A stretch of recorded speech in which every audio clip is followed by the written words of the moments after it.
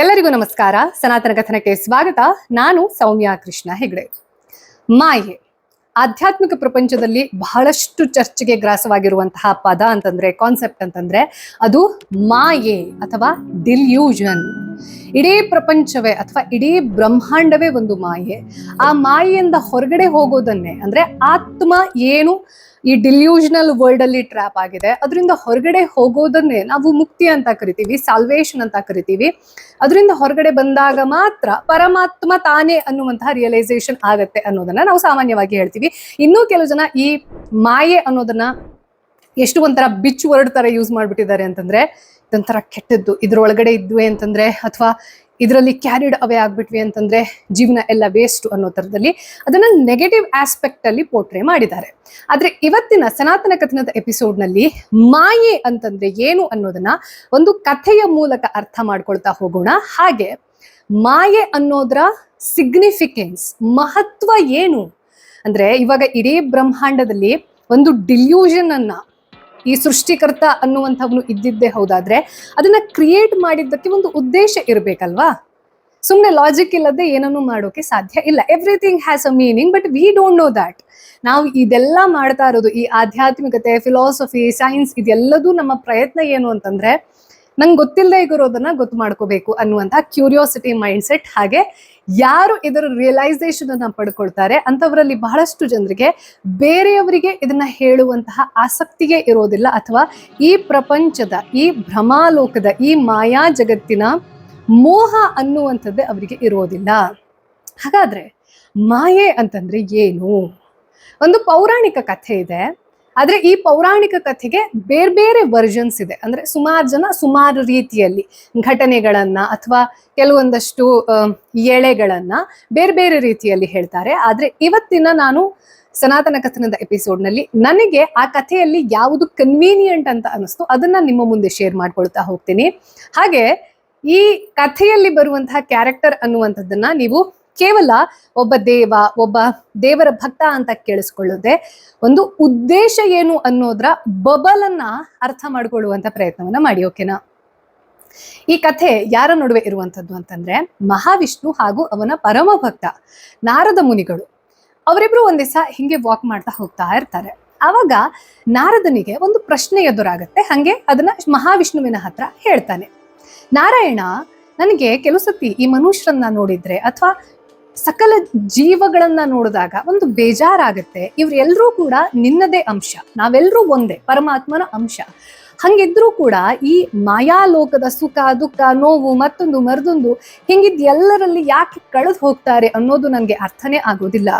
ಒಬ್ಬ ಭಕ್ತ ಅಂದ್ಮೇಲೆ ಅಥವಾ ಆಧ್ಯಾತ್ಮಿಕತೆಯ ಕಡೆ ಒಲೆದ ಮೇಲೂ ಕೂಡ ಕೆಲವು ಸರ್ತಿ ಅದೇ ಮಾಯಾಲೋಕದ ಟ್ರ್ಯಾಪ್ ಅಲ್ಲಿ ಬಿದ್ದು ಒದ್ದಾಡ್ತಾ ಇರ್ತಾರೆ. ಆ ನೋವುಗಳನ್ನ, ಅವರ ಪ್ರಾರ್ಥನೆಗಳನ್ನ ಕೇಳಿಸ್ಕೊಳ್ಳುವಾಗ ನನಗೆ ಕನಿಕರನೂ ಬರುತ್ತೆ, ಹಾಗೆ ಕೆಲವು ಸತಿ ಕೋಪನೂ ಬರುತ್ತೆ. ಎಷ್ಟು ಮೂರ್ಖರಿವ್ರು, ಇಂಥ ಒಂದು ಮಾಯಾ ಜಗತ್ತಿನಲ್ಲಿ ಸಿಕ್ಕಾಕೊಂಡು ಅಲ್ಲೇ ಒದ್ದಾಡ್ತಾ ಸಾಯ್ತಾ ಇದ್ದಾರಲ್ಲ ಅಂತ ಕೋಪನೂ ಬರುತ್ತೆ ಅಂತ ಹೇಳ್ತಾನೆ. ಆಗ ಮಹಾವಿಷ್ಣು ಮಂದಸ್ಮಿತವನ್ನ ಮಾಡಿ, ಮಾಯೆ ಅಂತಂದ್ರೇನೆ ಅದು ನಾರದ, ಅದರ ಹೊರತಾಗಿ ಏನೂ ಇಲ್ಲ. ಅಂದ್ರೆ ನಾನಾಗ್ಲಿ ನೀನಾಗ್ಲಿ ಇವರಿಬ್ರೂ ಕೂಡ ಈ ಮಾಯೆಯ ಒಳಗೆ ಬಂಧಿಸಲ್ಪಟ್ಟವರೇ. ನನಗೆ ಅದರ ಅರಿವಿದೆ, ಬಹಳಷ್ಟು ಜನರಿಗೆ ಅರಿವಿರೋದಿಲ್ಲ. ಅರಿವಿರದ್ದೇ ಇರುವಂತಹ ನೀನೂ ಸಹ ಹೇಳ್ತಾ ಇರೋದು ನಾನು ಮಾಯೆಗೆ ಮೀರಿದವ ಅಂತ, ನೀನೂ ಕೂಡ ಮಾಯೆಗೆ ಮೀರಿದವನಲ್ಲ ಅಂತ ಹೇಳ್ತಾನೆ. ಆವಾಗ ನಾರದನ್ಗೆ ಒಂದ್ಸತಿ ಕಸಿವಿಸಿ ಆಗತ್ತೆ. ಏನ್ ಹೇಳ್ತಾ ಇದ್ದೀಯಾ ನಾರಾಯಣ? ನಾನು ನಿನ್ನ ಪರಮ ಭಕ್ತ, ನಿನ್ನ ಪ್ರೀತಿಯಲ್ಲಿ, ನಿನ್ನ ಸೇವೆಯಲ್ಲಿ, ನಿನ್ನಲ್ಲೇ ನಾನು ನನ್ನನ್ನ ಕಂಡುಕೊಂಡಿದ್ದೀನಿ. ಅಂಥದ್ರಲ್ಲಿ ನಾನು ಮಾಯೆಯಿಂದ ಮುಕ್ತ ಅಲ್ಲ ಅಂತ ಹೇಳ್ತಿದ್ಯಲ್ಲ, ಇದನ್ನ ನಾನು ಒಪ್ಪೋದಿಲ್ಲ ಅಂತ ಹೇಳ್ತಾನೆ. ಆಗ ಮಹಾವಿಷ್ಣು, ಆಯ್ತು ಒಪ್ಪುಬೇಡ, ಒಂದು ಕೆಲಸ ಮಾಡು, ನನಗೆ ಮಾತಾಡಿ ತುಂಬಾ ಬಾಯಾರಿಕೆ ಆಗ್ತಾ ಇದೆ. ಅದೋ ಅಲ್ಲಿ ಒಂದು ಸಣ್ಣ ಗುಡಿಸ್ಲು ಕಾಣ್ತಾ ಇದೆ ಅಲ್ಲ, ಈ ತೊರೆಯನ್ನ ನೀನು ದಾಟಿ ಹೋಗಿ ಈಜ್ಕೊಂಡು ಹೋಗು, ಅಲ್ಲಿರುವಂತಹ ಮನೆಯಿಂದ ನಂಗೊಂದು ಲೋಟ ನೀರು ತಗೊಂಡು ಬಾ ಅಂತ ಹೇಳ್ತಾನೆ. ಅವಾಗ ವಿಚಿತ್ರ ಅನ್ಸುತ್ತೆ ನಾರದನಿಗೆ, ಅರೆ ಇಲ್ಲಿಷ್ಟು ಶುದ್ಧವಾಗಿರುವಂತಹ ತೊರೆ ಹರಿತಾ ಇದೆ, ಅಂಥದ್ರಲ್ಲಿ ನಾರಾಯಣ ನನಗೆ ಇಲ್ಲಿ ಈಜ್ಕೊಂಡು ಹೋಗಿ ಆ ಗುಡಿಸ್ಲಿಂದ ನೀರು ತಗೊಂಡ್ ಬಾ ಅಂತ ಯಾಕೆ ಹೇಳ್ತಿದ್ದಾನೆ ಅಂತ ವಿಚಿತ್ರ ಅನ್ಸಿದ್ರು. ಪರಮ ಭಕ್ತ ಅಲ್ವಾ, ತನ್ನ ದೇವ್ರು ಹೇಳಿದ್ದನ್ನ ಮಾಡದೇ ಇರ್ತಾನ. ಅವನು ಆ ತೊರೆಯನ್ನ ಈಜ್ಕೊಂಡು ಹೋಗಿ ಆ ಗುಡಿಸಲಿನ ಬಾಗ್ಲನ್ನ ತಟ್ಟುತ್ತಾನೆ. ಅದರ ಒಳಗಡೆಯಿಂದ ಒಂದು ಅತ್ಯಂತ ಸುಂದರವಾಗಿರುವಂತಹ ಪ್ರಾಯಕ್ಕೆ ಬಂದಿರುವಂತಹ ಒಬ್ಳು ಹುಡುಗಿ ಇರ್ತಾಳೆ. ತುಂಬಾ ವಿನಮ್ರವಾಗಿ ಏನು ಬೇಕು ಅಂತ ಕೇಳ್ತಾಳೆ. ಅವಳನ್ನ ನೋಡಿದ ತಕ್ಷಣ ಈ ಬ್ರಹ್ಮಚಾರಿ ಆಗಿರುವಂತಹ ನಾರದನಿಗೆ ತಾನ್ ಯಾರು, ತಾನು ಏನಕ್ಕೆ ಇಲ್ಲಿಗೆ ಬಂದಿದ್ದೀನಿ, ತಾನು ಏನಕ್ಕೆ ಬಾಗಿಲು ತಟ್ಟಿದೆ, ನೀರು ತಗೊಂಡು ಹೋಗೋದು ನನ್ನ ಕರ್ತವ್ಯ ಅನ್ನೋದನ್ನ ಮರೆತು ಬಿಟ್ಟು ಮುಳುಗ್ಬಿಡ್ತಾನೆ ಮಾಯಾ ಪ್ರಪಂಚದಲ್ಲಿ. ಅವಳತ್ರ ನಾನು ನಿನ್ನನ್ನು ಪ್ರೀತಿ ಮಾಡ್ತೀನಿ, ನನ್ನನ್ನು ದಯವಿಟ್ಟು ಮದುವೆ ಮಾಡ್ಕೊ ಅಂತ ಹೇಳಿ ಕನ್ಫೆಸ್ ಮಾಡ್ಕೋತಾನೆ. ಆ ಹುಡುಗಿ ಸಹ ಒಪ್ತಾಳೆ. ಇವರಿಬ್ಬರ ಮದುವೆ ಆಗುತ್ತೆ. ಮದುವೆ ಆಗಿ ಮಕ್ಕಳಾಗಿ ತುಂಬಾ ಸುಖ ಸಂತೋಷದಿಂದ ಇವರು ಕಾಲ ಕಳೀತಾ ಇರುವಂತಹ ಸಂದರ್ಭದಲ್ಲಿ ಎಲ್ಲಾ ಖುಷಿಗೂ ಒಂದು ಎಂಡ್ ಇರತ್ತಲ್ವಾ. ಹಾಗೆ ಎಲ್ಲ ಚೆನ್ನಾಗಿ ನಡೀತಾ ಇರ್ಬೇಕಿದ್ರೆ ಇದ್ದಕ್ಕಿದ್ದ ಹಾಗೆ ಪ್ರಕೃತಿಯಲ್ಲಿ ಒಂದು ವಿಕೋಪ ಉಂಟಾಗತ್ತೆ. ಯಾವ ತೊರೆಯ ಸಮೀಪ ಇವರ ಸುಂದರವಾಗಿರುವಂತಹ ಪ್ರಕೃತಿಯ ಮಧ್ಯದಲ್ಲಿ ಗುಡಿಸಲಿತ್ತೋ ಆ ಗುಡಿಸಲಿನ ಸಮೇತ ಇವರ ಮಕ್ಕಳ ಸಮೇತ ಪ್ರಕೃತಿ ವಿಕೋಪ ಏನ್ ಉಂಟಾಗಿರುತ್ತೆ ಅಲ್ಲಿ ಆ ತೊರೆ ನೀರೆಲ್ಲ ಮೇಲೆದ್ದು ಬಂದು ಗುಡಿಸಲೆಲ್ಲ ತೊಳ್ಕೊಂಡೋಗಿ ಇವರೆಲ್ಲರೂ ಆ ಪ್ರಳಯದಲ್ಲಿ ಹೋಗ್ತಾ ಇರ್ತಾರೆ. ಎಲ್ಲಿಗೆ ಹೋಗ್ತಾ ಇದ್ದೀವಿ, ಏನಾಗ್ತಾ ಇದ್ದೀವಿ ಯಾವುದು ಗೊತ್ತಾಗೋದಿಲ್ಲ. ಪುಟ್ಟು ಮಗು ಬೇರೆ ಹುಟ್ಟಿರತ್ತೆ ಒಂದು. ಆ ಮಗು ನೀರಲ್ಲಿ ಕೊಚ್ಕೊಂಡು ಹೋಗ್ತಾ ಇರ್ಬೇಕಿದ್ರೆ ನಾರದನಿಗೆ ತುಂಬಾ ನೋವಾಗತ್ತೆ. ಆ ನೋವಿನ ಸಂದರ್ಭದಲ್ಲೇ ಅವನಿಗೆ ಒಂದು ಹೇಳಿಕೆ ಬಾಯಿಗೆ ಬರುತ್ತೆ. ಮಹಾವಿಷ್ಣು ಏನು ಮಾಡ್ತಾ ಇದೀಯಾ ನೀನು, ಯಾಕೆ ನನಗೆ ಇಷ್ಟು ಕಷ್ಟ ಕೊಡ್ತಾ ಇದೀಯಾ, ನನ್ನ ಕುಟುಂಬಕ್ಕೆ ಇಷ್ಟು ಕಷ್ಟ ಕೊಟ್ಟು ನಿನಗೇನು ಖುಷಿ ಸಿಗುತ್ತೆ, ಈ ತರದ ನೋವನ್ನ ನಂಗೆ ಯಾಕೆ ಕೊಡ್ತಾ ಇದೆಯಾ, ಈ ನೋವನ್ನ ನನ್ನ ಹತ್ರ ಸಹಿಸ್ಕೊಳಕ್ ಆಗ್ತಾ ಇಲ್ಲ ದೇವ್ರೆ ಅಂತ ಹೇಳ್ಬಿಟ್ಟು ಉದ್ಗಾರವನ್ನ ತೆಗಿತಾನೆ. ಆ ಉದ್ಗಾರ ತೆಗಿತಾ ಇರ್ಬೇಕಿದ್ರೆ ಅವನು ಆ ನೀರಿನ ಪ್ರವಾಹದಲ್ಲಿ ಕೊಚ್ಕೊಂಡು ಹೋಗಿ ಎಚ್ಚು ತಪ್ಪಿ ಅವನು ಕಣ್ಣು ಓಪನ್ ಮಾಡಿದಾಗ ಒಂದು ಬ್ಯಾರನ್ ಲ್ಯಾಂಡ್ ಅಂದ್ರೆ ಮರುಭೂಮಿಯಂತಹ ಪ್ರದೇಶದಲ್ಲಿ ಬಿದ್ದಿರ್ತಾನೆ. ಅವಾಗ ಅವನಿಗೆ ಒಂದ್ಸತಿ ಕಸಿವಿಸಿ ಆಗುತ್ತೆ. ನಾನು ನೀರಲ್ಲಿ ಕೊಚ್ಕೊಂಡು ಬಂದೆ ಅಲ್ವಾ, ನನ್ನ ಹೆಂಡತಿಯಲ್ಲಿ, ನನ್ನ ಮಕ್ಕಳಲ್ಲಿ, ನನ್ನ ಪುಟ್ಟ ಮಗು ಸತ್ತೋಯ್ತಾ, ಅಷ್ಟು ನೀರಿದ್ದ ಪ್ರದೇಶ ಇದು ಹೇಗೆ ಇವಾಗ ಮರುಭೂಮಿ ತರ ಆಗ್ತಾ ಇದೆ, ಏನ್ ಆಗ್ತಾ ಇಲ್ಲ ಅಂತ ಅಳಿಸ್ಬೇಕಿದ್ರೆ ಅವನಿಗೆ ಅವನ ಹಿಂದ್ಗಡೆಯಿಂದ ಯಾರೋ ಕರೆದಂಗೆ ಕೇಳಿಸುತ್ತೆ. ಅಂದ್ರೆ ಆ ರೀತಿಯಲ್ಲಿ ಆಭಾಸ ಆಗತ್ತೆ. ಈ ಧ್ವನಿಯಲ್ಲಿ ಎಲ್ಲೋ ಕೇಳಿದಿನಲ್ಲ ನಾನು, ತುಂಬಾ ಪರಿಚಯ ಇರುವಂತಹ ಧ್ವನಿ ಅಲ್ವಾ ಇದು, ಎಲ್ಲಿ ಕೇಳಿದೀನಿ ಅಂತ ಒಂದ್ಸತಿ ಅವನಿಗೆ ಆಲೋಚನೆ ಮಾಡ್ತಾ ಇರ್ಬೇಕಿದ್ರೆ ಮಹಾವಿಷ್ಣು ಅವನ ಎದುರುಗಡೆ ಪ್ರತ್ಯಕ್ಷ ಆಗ್ತಾನೆ. ಇವನು ಕೈ ಮುಗಿದು, ಓ ದೇವ, ಇವಾಗ ಗೊತ್ತಾಯ್ತು ನನಗೆ ಮಾಯೆ ಅಂತಂದ್ರೆ ಏನು ಅಂತ. ಆವಾಗ ಮಹಾವಿಷ್ಣು ನಗುತ್ತಾ ಹೇಳ್ತಾನೆ, ನಾನು ನಿನ್ನನ್ನ ಕಳಿಸಿ ನೀರು ತಗೊಂಡ್ ಬಾ ಕುಡಿಯಕ್ಕೆ ಅಂತ ಕಳಿಸಿ ಆಗಿರೋದು ಕೇವಲ ಅರ್ಧ ಗಂಟೆ ಅಷ್ಟೇ. ಆದ್ರೆ ನಿನ್ನ ಪಾಲಿಗೆ ಜೀವನದ ಒಂದು ಪ್ರಮುಖ ಘಟ್ಟವನ್ನ ನೀನ್ ಕಳೆದೆ. ಅಂದ್ರೆ ಮದ್ವೆ ಆಯ್ತು, ಮಕ್ಕಳಾದ್ರು, ಇನ್ನೂ ಪುಟಾಣಿ ಮಕ್ಕಳು ಹುಟ್ಟಿದ್ರು, ಅವ್ರೆಲ್ರ ಜೊತೆ ನೀವು ಸುಖವನ್ನ ಅನುಭವಿಸಿದ್ರಿ, ಜೊತೆಗೆ ದುಃಖವನ್ನ ಅನುಭವಿಸ್ತಾ ಇರ್ಬೇಕಿದ್ರೆ ನಿನ್ನದು ಎಲ್ಲವೂ ಮುಗಿದೋಯ್ತು ಅಂತ ಅನಿಸುವಾಗ ಆ ಭ್ರಮೆಯಲ್ಲಿ ನಿನಗೆ ನೆನಪಾಗಿದ್ದು ನಾನು. ಆ ಭ್ರಮೆಯ ಎಲ್ಲಾ ಹಂತಗಳು ಮುಗಿದು ಹೋಗಿ ನೀನು ಯಾವಾಗ ನನ್ನ ಹತ್ರ ಏನು ಸಾಧ್ಯ ಇಲ್ಲ ಅಂತ ಸರೆಂಡರ್ ಆಗಿ ಆ ಜಲಪ್ರಳಯದಲ್ಲಿ ಕೊಚ್ಕೊಂಡು ಹೋಗ್ತಾ ಇದ್ದೆ ಅಲ್ಲ, ಕೊಚ್ಕೊಂಡು ಹೋದ್ಮೇಲೆ ನಿನಗೆ ಒಂದು ಕಡೆ ಮರುಭೂಮಿಯಲ್ಲಿ ಬಿದ್ದೆ ಅನ್ನುವಂಥ ಅನುಭವ ಆಯ್ತಲ್ಲ, ಅಲ್ಲಿಗೆ ನಿನ್ನ ರಾಗ ದ್ವೇಷ ಅನ್ನುವಂಥದ್ದು ಎಲ್ಲ ಸರ್ವನಾಶ ಆಗಿ ನಿನಗೆ ಆದದ್ದು ಆತ್ಮಜ್ಞಾನ. ಆ ಆತ್ಮಜ್ಞಾನದಲ್ಲಿ ಕೇಳಿಸಿದ್ದು ಪರಮಾತ್ಮನ ಕೂಗು, ಪರಮಾತ್ಮನ ಅನುಭೂತಿ. ಹಾಗಾಗಿಯೇ ಈ ಸಮಯ ಅನ್ನುವಂಥದ್ದು ಕೂಡ ಮಾಯಾಲೋಕವೇ.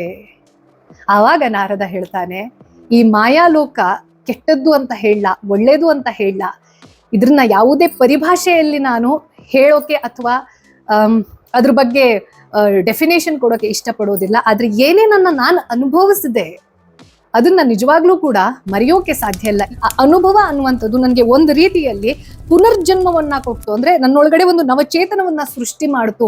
ನಾನು ಬರೇ ಒಬ್ಬ ಬ್ರಹ್ಮಚಾರಿಯಾಗಿ ಇದ್ಕೊಂಡು ಅಥವಾ ನಾರದ ಮುನಿಯಾಗಿ ನಿನ್ನ ಪರಮ ಭಕ್ತ ಆಗಿ ಇದ್ಕೊಂಡಿದ್ರೆ ಒಬ್ಬ ಸಾಮಾನ್ಯ ಮನುಷ್ಯನ ನೋವು ಏನು, ಅವನ ಸುಖ ಏನು, ಆ ಸುಖದಲ್ಲಿ ಅವನಿಗೆ ಉಂಟಾಗುವಂತಹ ಖುಷಿಗೇನು, ಅದರ ಪರಮಾರ್ಥ ಏನು, ಇದ್ಯಾವುದು ಅರ್ಥ ಆಗ್ತಿರ್ಲಿಲ್ಲ. ಹಾಗೆ ಆ ಖುಷಿ ಎಲ್ಲ ಮುಗಿದು ಯಾವಾಗ ದುಃಖ ಬರುತ್ತೆ, ಎಲ್ಲ ನಂದು ಸರ್ವನಾಶ ಆಯ್ತು ಅಂತ ಅನಿಸುತ್ತೆ, ಆಗ ಮಾತ್ರ ನಿಜವಾದ ಪ್ರಾರ್ಥನೆ ದೇವರಲ್ಲಿ ಹುಟ್ಟಿಕೊಳ್ಳೋಕೆ ಸಾಧ್ಯ ಅನ್ನೋದ್ರ ಅನುಭೂತಿ ಆಯ್ತು. ಹಾಗೆ ನನ್ಗೆಲ್ಲ ಗೊತ್ತು, ನಾನು ಮಾಯಾಲೋಕದಿಂದ ಸಂಪೂರ್ಣವಾಗಿ ವಿಮುಕ್ತ ಹೊಂದಿರೋನು ಅಂತ ನನ್ನ ಒಳಗಡೆ ಇರುವಂತ ಅಹಂಕಾರ ಅನ್ನೋದು ಏನಿತ್ತು ಅದು ಕೂಡ ಡೆಸ್ಟ್ರಾಯ್ ಆಯ್ತು. ನಾನು ಕೂಡ ಈ ಮಾಯಾಲೋಕದಲ್ಲಿ ಸಂಚರಿಸ್ತಾ ಇರುವಂತಹ ಒಬ್ಬ ಸಾಮಾನ್ಯ ಪ್ರಾಣಿ, ಅಂದ್ರೆ ಈ ನಾನು ಅನ್ನುವಂಥ ಅಹಂಕಾರದ ಭಾವನೆ ಇದೆ ಅಲ್ಲ, ಅದನ್ನ ಡೆಸ್ಟ್ರಾಯ್ ಮಾಡಿ ನಾನು ಏನೂ ಅಲ್ಲ, ಆದ್ರೆ ನಾನು ಆ ಪರಮಾತ್ಮನ ಅಂಶ. ಅಂದ್ರೆ ಇದು ಕಾಂಟ್ರಡಿಕ್ಷನ್. ಈ ಬ್ರಹ್ಮಾಂಡವೇ ನಾನು, ಆದ್ರೆ ನನ್ನಿಂದ ಬ್ರಹ್ಮಾಂಡ ಅನ್ನುವಂಥ ದುರಹಂಕಾರ ಇದೆ ಅಲ್ಲ, ಇದು ಸಲ್ಲ ಅನ್ನುವಂಥದ್ದು ಕೂಡ ನನಗೆ ಆ ಮಾಯಾಲೋಕದಲ್ಲಿ ಅರ್ಥ ಆಯ್ತು. ಜೊತೆಗೆ ನಾನು ಏನೂ ಅಲ್ಲ ಅನ್ನೋದನ್ನ ನಾನು ಸರೆಂಡರ್ ಆದಾಗ, ಸಂಪೂರ್ಣ ಶರಣಾಗತಿ ಆದಾಗ, ನಾನೇ ಪರಬ್ರಹ್ಮ, ನಾನೇ ಮಹಾವಿಷ್ಣು ಅನ್ನುವಂತಹ ಅನುಭೂತಿ ಸಹ ಆಯ್ತು. ಈ ಮಾಯೆ ಅನ್ನುವಂಥದ್ದು ಇರ್ಲಿಲ್ಲ ಅಂತಂದ್ರೆ ಇದೆಲ್ಲದರ ಅನುಭವ ಇದೆ ಅಲ್ಲ, ಯಾರೋ ಒಬ್ರು ಕತೆ ಹೇಳಿ ಅದನ್ನ ಕೇಳಿಸ್ಕೊಳ್ಳೋದು ಬೇರೆ, ಆ ಕಥೆಯಲ್ಲಿ ನಾನು ಒಂದು ಪಾತ್ರ ಆಗೋದು ಬೇರೆ. ಹಾಗಾಗಿ ಈ ಮಾಯಾ ಜಗತ್ತು ಅಥವಾ ಡಿಲ್ಯೂಷನಲ್ ವರ್ಲ್ಡ್ ಅನ್ನುವಂಥದ್ದು ಆತ್ಮ ಪರಮಾತ್ಮನ ರಿಯಲೈಸೇಷನ್ ಮಾಡಿಕೊಳ್ಳೋಕೆ ಇರುವಂತಹ ಒಂದು ಮೋಸ್ಟ್ ಅಮೇಝಿಂಗ್ ಪೋರ್ಟಲ್. ಈ ಮಾಯೆಯ ಬಗ್ಗೆ ಯಾರ್ಯಾರು ನೆಗೆಟಿವ್ ಆಗಿ ಮಾತಾಡ್ತಾರಲ್ಲ, ನನ್ಗೆ ಇವತ್ತಿಗೂ ಅದು ಅರ್ಥ ಆಗೋದಿಲ್ಲ. ಒಂದು ಆಸ್ಪೆಕ್ಟ್ ಅನ್ನ, ಅದನ್ನ ನಾವು ಪ್ರತಿಯೊಂದನ್ನು ಪರಬ್ರಹ್ಮನೇ ಸೃಷ್ಟಿ ಮಾಡಿದಾನೆ ಅಂತಂದ್ರೆ ಆ ಲೀಲೆಯನ್ನ ನಾವ್ ಯಾಕೆ ಕಡೆಗಣನೆ ಮಾಡ್ಬೇಕು ಅಥವಾ ಅದ್ರ ಬಗ್ಗೆ ಕೆಟ್ಟದ್ದಾಗಿ ಪೋಟ್ರೆ ಮಾಡ್ಬೇಕು? ಆದ್ರೆ ಈ ಆತ್ಮದ ಜವಾಬ್ದಾರಿ ಏನು? ಈಗ ನಾರದ ಆ ಗುಡಿಸಲಿಗೆ ಹೋಗಿದ್ ಏನಕ್ಕೆ? ನೀರ್ ತಗೊಂಡು ಬರಕ್ಕೆ ಮಹಾವಿಷ್ಣುವಿಗೆ. ಆ ಪರ್ಪಸ್ ಅನ್ನ ಮರ್ತ್ ಬಿಟ್ವಿ ಅಂತಂದ್ರೆ ಈ ಮಾಯಾಲೋಕದಲ್ಲೇ ಟ್ರ್ಯಾಪ್ ಆಗಿ ಬೀಳ್ತೀವಿ. ಒಂದು ವೇಳೆ ನಾರದ ಆ ಪ್ರಳಯದಲ್ಲಿ ಕೊಚ್ಕೊಂಡು ಹೋಗ್ತಾ ಇರ್ಬೇಕಿದ್ರೆ ತನ್ನನ್ನ ತಾನು ಪ್ರಶ್ನೆ ಕೇಳ್ಕೊಳ್ಳಿಲ್ಲ, ಆ ಪ್ರಶ್ನೆಯ ಮೂಲಕ ಭಗವಂತನನ್ನ ಪ್ರಶ್ನೆ ಮಾಡ್ಲಿಲ್ಲ ಅಂತಂದ್ರೆ, ಆ ಪ್ರಶ್ನೆಯ ಜೊತೆಗೆ ನನ್ನ ಹತ್ರ ಎಲ್ಲವೂ ಸಾಧ್ಯ ಇಲ್ಲ ಅನ್ನುವಂತಹ ಶರಣಾಗತಿಯ ಮನಸ್ಥಿತಿ ಬಂದಿರಲಿಲ್ಲ ಅಂತಂದ್ರೆ, ಹಂಗೆ ಆ ಶರಣಾಗತಿಯ ಪೀಕ್ ಪಾಯಿಂಟ್ ಅಲ್ಲಿ ನನ್ನ ಎಲ್ಲಾ ಪ್ರಶ್ನೆಗೆ ನಾನೇ ಉತ್ತರ, ನನ್ನೊಳಗೆ ಉತ್ತರ ಇದೆ ಅನ್ನೋದರ ರಿಯಲೈಸೇಷನ್ ಆಗಿರ್ಲಿಲ್ಲ ಅಂತಂದ್ರೆ ಆತ್ಮಕ್ಕೆ ಆ ಪರಮಾತ್ಮನ ಅನುಭೂತಿ ಅನ್ನುವಂಥದ್ದು ಆಗ್ತಾ ಇರ್ಲಿಲ್ಲ. ಈ ಮಾಯೆ ಅನ್ನುವಂಥದ್ದು ಏನಿದೆ, ಈ ಬಬಲ್ ಏನಿದೆ, ಇದು ಅನುಭವಕ್ಕಾಗಿ ಇರುವಂತಹ ದಿ ಬೆಸ್ಟ್ ಪೋರ್ಟಲ್. ಆದ್ರೆ ಅಲ್ಲೇ ಇದ್ದು ಗೋಳಾಡ್ತಾ ಹೊರಳಾಡ್ತಾ ಇರೋದಲ್ಲ, ಅದರಿಂದ ಹೊರಗಡೆ ಬಂದು ಆಗುವಂತ ಅನುಭೂತಿ ಅನ್ನುವಂಥದ್ದು ಏನಿದೆ, that is the purpose of a soul. ಮಾಯೆಯ ಬಗ್ಗೆ ಅಥವಾ ಮಾಯಾ ಲೋಕದ ಬಗ್ಗೆ ನಿಮ್ಮ ಈ ಕಥೆ ಕೇಳದ ಮೇಲೆ ಇರುವಂತಹ ಅಭಿಪ್ರಾಯ ಏನು ಅನ್ನೋದನ್ನ ನನಗೆ ಕಮೆಂಟ್ ಬಾಕ್ಸ್ ನಲ್ಲಿ ಮಿಸ್ ಮಾಡದೆ ಒಳ್ಳೆ ನಾಗರಿಕ ಭಾಷೆಯಲ್ಲಿ ಹೇಳೋದನ್ನ ಮರಿಬೇಡಿ. ಹಾಗೆ ಈ ಒಂದು ಎಪಿಸೋಡ್ ಅನ್ನ ನಿಮ್ಮ ಪ್ರೀತಿ ಪಾತ್ರರ ಜೊತೆ ನಿಮ್ಮ ಕಾಂಟ್ಯಾಕ್ಟ್ಸ್ ಅಲ್ಲಿ ವಾಟ್ಸ್ಆಪ್ ಅಲ್ಲಿ ಹಂಚ್ಕೊಳ್ಳಿ. ಏನೇನೋ ನಾನ್ಸೆನ್ಸ್ ಸ್ಟುಪಿಡ್ ನ್ಯೂಸ್ ಅನ್ನ ಹಂಚ್ಕೊಳ್ಳೋದ್ರಿಂದ ಅಥವಾ ಈ ಸಮಾಜಕ್ಕೆ ಏನು ಒಳ್ಳೇದ್ ಮಾಡಕ್ ಸಾಧ್ಯ ಇಲ್ಲ ಅಂಥದನ್ನ ಫಾರ್ವರ್ಡ್ ಮಾಡೋ ಬದಲು ಒಂದು ಹೆಲ್ದಿ ಸೊಸೈಟಿಯನ್ನ ಎಸ್ಟಾಬ್ಲಿಷ್ ಮಾಡಕ್ಕೆ ಏನು ಉಪಕಾರವನ್ನ ಮಾಡಬಹುದು ಅಂಥದ್ದನ್ನ ಫಾರ್ವರ್ಡ್ ಮಾಡಿ ಅಂತ ಹೇಳ್ತಾ, ಇದು ಈ ವಾರದ ಸನಾತನ ಕಥನ. ಮತ್ತೆ ನಿಮ್ಮ ಭೇಟಿ ಬರುವ ಭಾನುವಾರ ಬೆಳಗ್ಗೆ ಅಥವಾ ರಾತ್ರಿ ಶಾರ್ಪ್ 9 o'clock. ಲೋಕ ಸಮಸ್ತ ಸುಖಿನೋ ಭವಂತು.